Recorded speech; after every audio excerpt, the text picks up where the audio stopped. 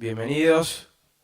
Bueno, vamos a explicar un poco respecto de las formas digamos, de planificar el día después de esta cosa tan rara que es el sinceramiento. Bueno, eh, la pregunta que ahora voy a tratar de ser breve, digamos, porque Iván ya hizo una descripción bastante amplia del tratamiento de los distintos bienes y rentas en nuestro país y cómo lo va a tratar la FIP, es decir, nuestro fisco, luego de habernos abierto todo el corazón y nuestro patrimonio frente a él.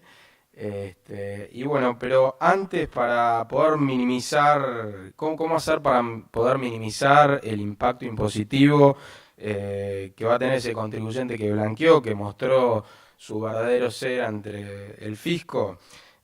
Bien, para poder responder esa pregunta, primero que nada, nos vamos a tener que hacer varias preguntas. Por un lado, cómo está compuesto el patrimonio que vamos a estructurar para la planificación. Después, por otro lado, ¿cuándo voy a querer usar ese patrimonio? Es una pregunta muy importante. Si sé cómo lo quiero usar, mejor todavía. Si es un patrimonio que lo quiero ir trayendo a la Argentina para un emprendimiento inmobiliario, voy a tener herramientas de planificación muy distintas que si se tratase de un dinero que quiero que usen mis hijos o mis nietos. Capaz que quiero usar una parte ahora y otra porción la quiero dejar para mi futuro o para el futuro de mis hijos. Supongamos que tengo un patrimonio de $300.000 en una cuenta afuera y obtengo una renta X, ¿no? Tal vez con ese dinero no se justifique el armado de una estructura para diferir. Además, tal vez puedo llegar a requerir liquidez en los próximos meses, ¿no? Entonces, bueno, primero que nada, por un lado ya lo que explicó Iván es, en base al tratamiento específico de determinados bienes y rentas, ya tenemos una forma de planificación fiscal, ¿no? Bueno, este cuadrito, que es el que es parecido al de Iván, no los voy a distraer más con esto. Eh, lo conocen muy bien sus asesores financieros. Iván habló de la importancia del asesor financiero en esta nueva etapa también.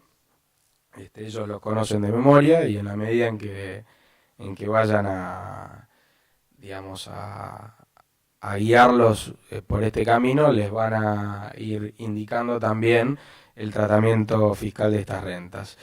Eh, Ahora me voy a enfocar también en la utilización de determinadas estructuras que sirven para bajar el impacto impositivo. Vimos que sobre la base de este cuadrito, de esta información que le fue pasando Iván, ya tenemos una forma inicial de planificar fiscalmente. Es decir, si invertimos en títulos públicos, vamos a tener digamos, un beneficio fiscal muy importante. Obviamente no todos tienen el mismo estómago en invertir en títulos públicos de la Argentina, de Brasil o de Bolivia, ¿no? que son los que en este momento nuestra legislación y sobre todo a partir de algunos convenios internacionales para evitar la doble imposición, nos permiten tener un ahorro fiscal bastante significativo. Pero bueno, si yo no me conformo con invertir en títulos públicos o en acciones con cotización acá en Argentina, o en fondos comunes de inversión que también cotizan en bolsa, que son más o menos las obligaciones negociables, que tienen significativas ventajas impositivas. Pero bueno, si yo quiero irme del país y no alojarme en Brasil o en acciones de Brasil o en títulos de Brasil o en Bolivia, entonces voy a tener que empezar ya a armar alguna estructura, ¿no? Bien, les decía que un aspecto muy importante a tener presente al momento de definir una estrategia de tax planning es determinar qué es lo que se desea hacer con ese patrimonio en los próximos años. Si yo quiero tener una estructura sencilla que me permita diferir el pago del impuesto a las ganancias, puedo colgar parte del patrimonio en determinadas sociedades del exterior.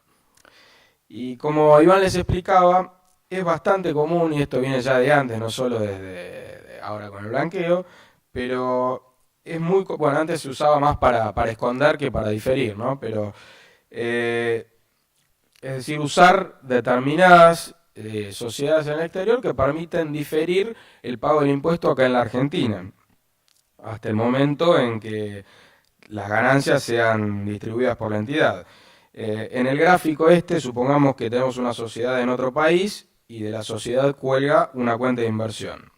Si esta cuenta tuviese ganancias, la persona no va a pagar el impuesto a las ganancias acá en la Argentina hasta que no ocurra la distribución de utilidades por parte de la sociedad.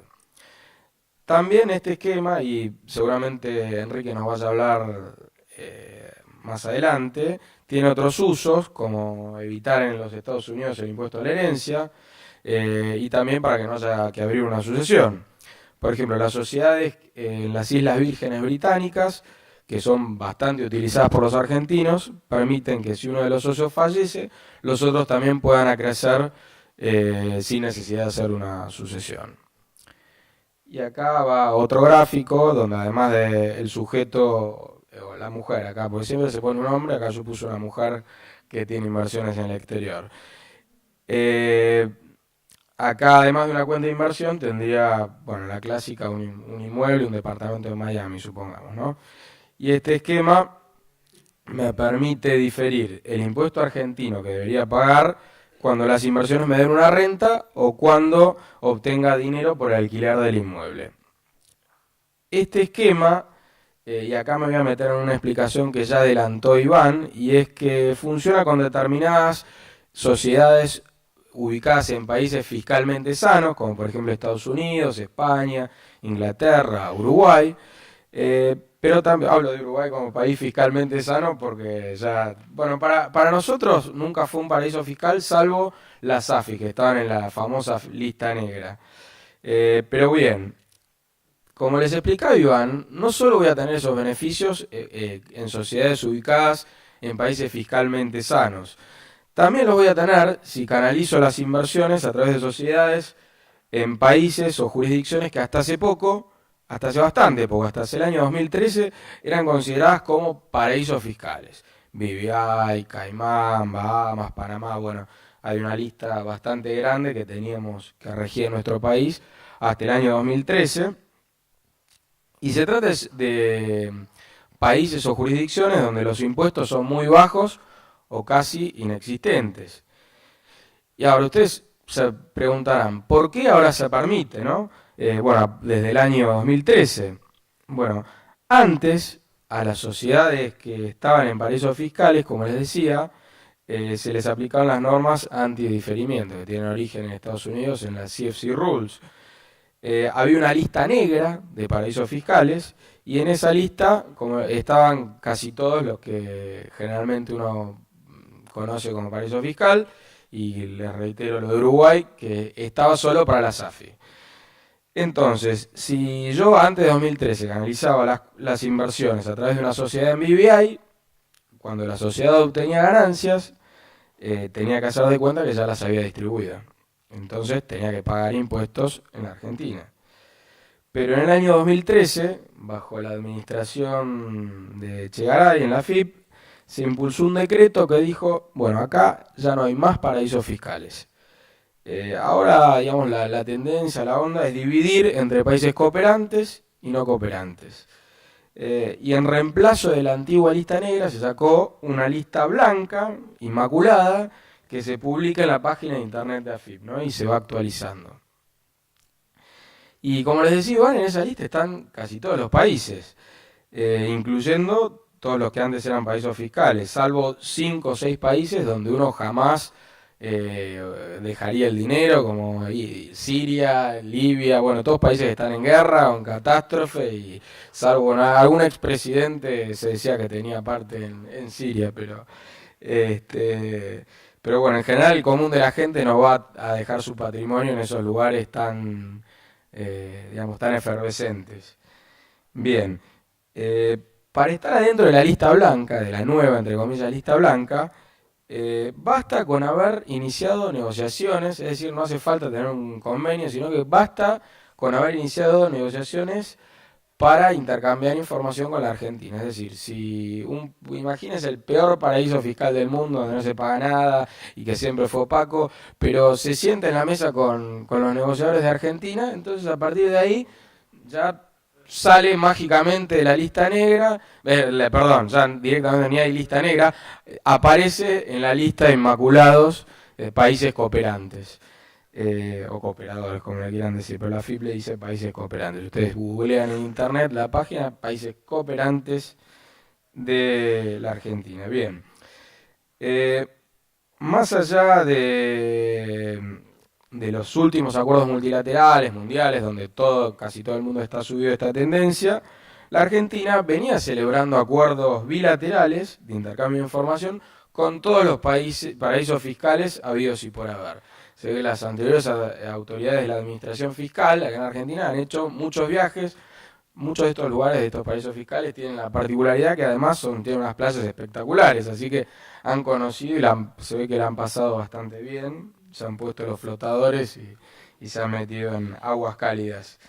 Bien, a ver, por más que hayan celebrado ese tipo de acuerdos, eran todos acuerdos que les servían solo a esos países, ¿no? Porque acá no ha llegado información, por lo menos hasta ahora, ¿no? Y los países esos o jurisdicciones zafaban de que los metan en las listas negras de OCDE, de Gafi, etcétera. Bien, ahora, no hace falta, no es necesario que todo el patrimonio lo invierta a través de una sociedad offshore. Eh, Podemos hacer un mix y parte del dinero invertirlo, por ejemplo, en papeles locales, como títulos públicos argentinos, no se asusten, tienen una buena rentabilidad. Eh, o por tal vez invertir en papeles de Brasil, Bolivia, que ahí los tenemos que tener en cabeza propia. Es decir, si yo lo canalizo a través de una sociedad, no tengo el beneficio impositivo. Pero bien, como les decía Iván, cuidado, hay que tener, digamos, hay que estar muy atentos a futuras reformas legislativas. Es bastante probable que el gobierno actual propicie la modificación de este tratamiento beneficioso para cuando, eh, digamos, para cuando se trate de entidades que tienen un alto porcentaje de rentas pasivas. Y acá ya cambiamos, en vez de hablar paraísos fiscales, no paraísos fiscales, países cooperantes, países no cooperantes, creo que vamos a pasar hacia un nuevo modelo o paradigma. Este, y es enfocarse en las sociedades que tienen rentas pasivas. De hecho, la misma ley que aprobó el blanqueo, el sinceramiento fiscal, trae un articulito perdido ahí que mucha gente no le da importancia, que dice que se crea un registro de entidades pasivas del exterior. Actualmente no está reglamentado, pero no es raro que eso vaya a ocurrir. Cuando estaba vigente el blanqueo, es decir, cuando se estaba tratando de captar clientes, cuando el fisco argentino trataba de captar clientes, le preguntaron a los funcionarios de la FIP, bueno, pero ¿qué va a pasar con este registro de entidades pasivas?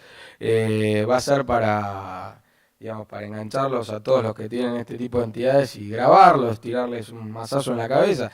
Obviamente en el fisco dijeron, no, tranquilos, entren, que no va a pasar nada. Pero bueno, ahora que todos los animales están dentro del zoológico, es altamente probable que salga. Estoy casi seguro. Y lo he hablado con algunos funcionarios y me dicen, y me parece que sí, que va a salir. Como conclusión, sobre el diferimiento de las rentas pasivas mediante el uso de una sociedad en el exterior, es probable que tenga vida corta. Estamos en Argentina, no se sabe nunca qué va a pasar, hay una alta volatilidad, pero aparentemente algo va a pasar en este sentido. Aunque por ahí el ahorro fiscal en 1 o 2 años, durante 1 o 2 años hasta que salga la reforma o hasta que salga el nuevo decreto, capaz que valga la pena. Así que bueno, son temas que hay que ir evaluando. Y bueno, y en tercer lugar, a ver, yo me estoy basando en formas bastante básicas que suelen utilizarse, después obviamente esto se puede complejizar, pero como para que ustedes se lleven una idea, digamos, de las principales estructuras que pueden llegar a servir ya, no en el futuro, porque ya para quienes blanquearon. Eh, Y acá vamos a ver una tercera forma de estructurar el patrimonio para obtener un ahorro fiscal y en este caso va a ser un gran ahorro fiscal. Supongamos que una persona tiene una parte importante del patrimonio fuera del país y quiere que el día de mañana lo aprovechen sus hijos o sus nietos. Y acá seguramente nos vaya a servir la figura del trust irrevocable.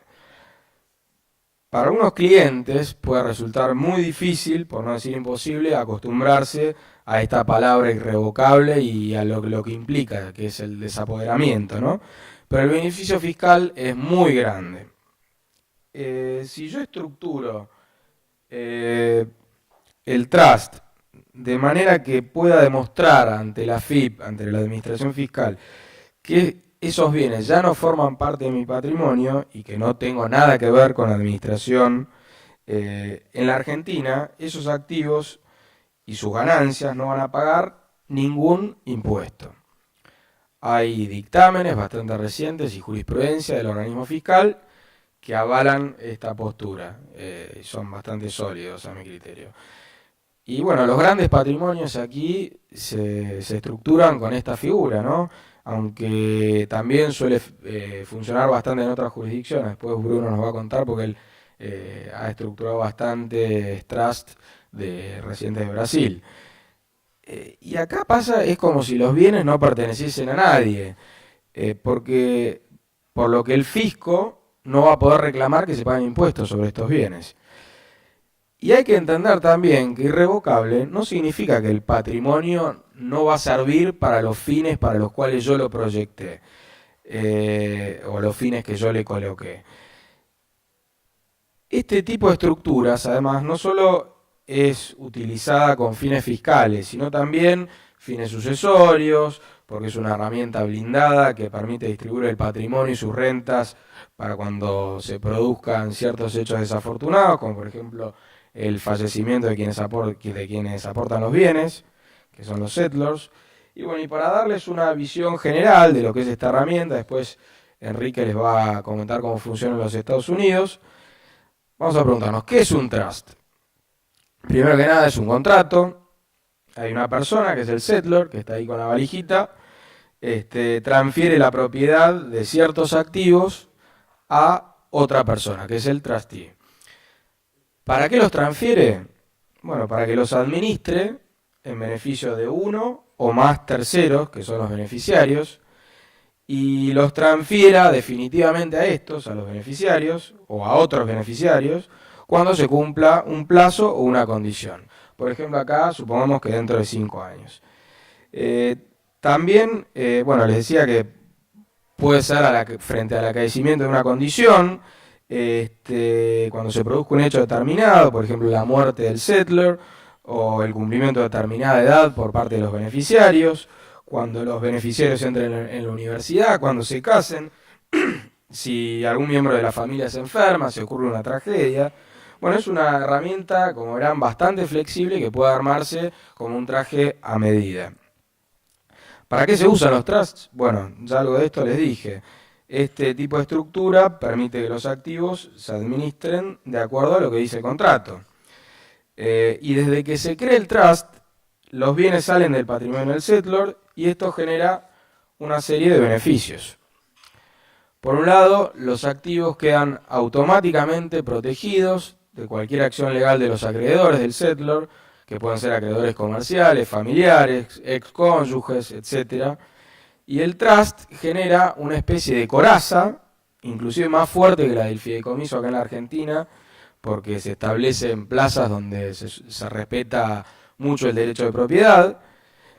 Por otro lado, bueno, les decía que tiene unas ventajas impositivas impresionantes.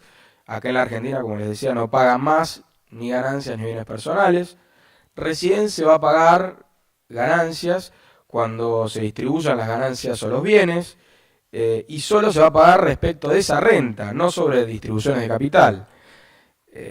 Y dado que este tratamiento fiscal que se le da al trust irrevocable, si hay una persona que tenía, y esto es digamos una perlita pre-blanqueo, ¿no? Si hay una persona que tenía un patrimonio oculto y fue rápido de reflejos y armó un trust antes de la fecha de corte del blanqueo, que era el 22 de julio de 2016, ¿qué puede pasar? Bueno, zafó de blanquear y además zafó de pagar impuestos por todos los años que dure el trust y queda en regla con el fisco argentino. Hay casos de gente que lo ha hecho. Y volviendo al trust, al tema del trust, el tercer beneficio es que tampoco voy a tener que incluir en las declaraciones juradas de acá de la Argentina esos bienes.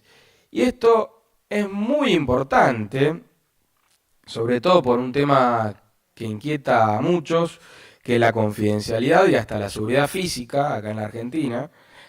Muchos contribuyentes que blanquearon están incómodos ante la posibilidad de que la AFIP pueda llegar a compartir información con algunos organismos como la Exide o con Gil Carbó, como salió en algunos diarios, o con la provincia de Buenos Aires mediante acuerdos que tiene con ARBA.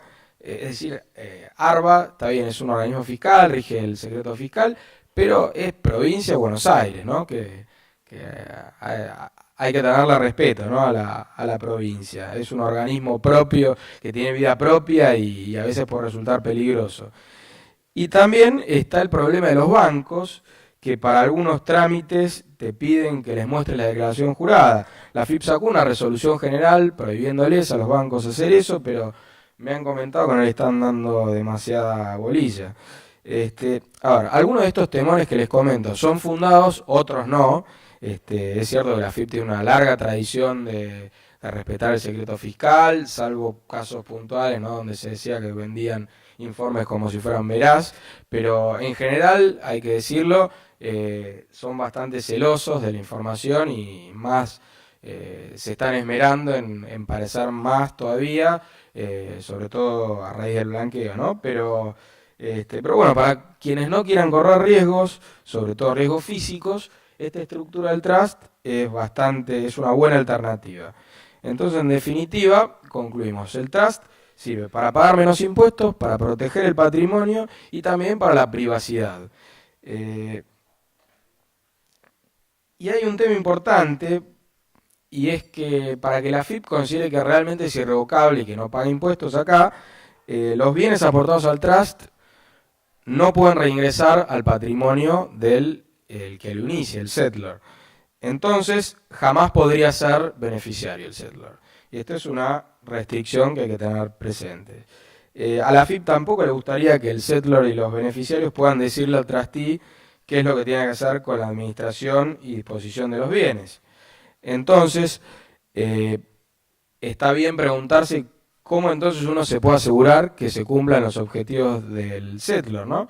Bien, y acá en el gráfico que les pongo acá, hay un contrato que puede haber, también un letter of wishes. El trustee tiene que respetar a rajatabla lo que allí se establezca. El trustee por lo general es una entidad especializada en la administración de patrimonios. Además, eso de que sea una entidad especializada le da cierta seriedad frente a la AFIP. Pero si uno quiere estar más seguro todavía, hay dos figuras que tienen relevancia y que suelen usarse para dar mayor sustancia a la estructura y asegurarse que los objetivos del settler se van a cumplir. Y acá aparecen la figura del asesor financiero y la figura del protector. El asesor financiero es la persona o la entidad que en la práctica llevará adelante las inversiones del trust. Y si no existiese esta figura, lo va a hacer el trustee. Y el protector también es una figura trascendental porque de algún modo le va a permitir al settler ejercer un mínimo control después de ese duro y doloroso desapoderamiento. Esto es así porque pone a alguien de confianza para que supervise qué es lo que hace el trustee. Y el protector puede hacer un montón de cosas, como por ejemplo remover al trustee, también podría remover al asesor financiero, podría remover o agregar beneficiarios, podría aprobar cuándo se hace la distribución y también hasta cerrar el trust. Bien, bueno, estos son, digamos, los aspectos positivos y los negativos que los fuimos viendo a lo largo de la exposición. Y bueno, después cuando terminen las exposiciones, quedo abierto a preguntas. Gracias.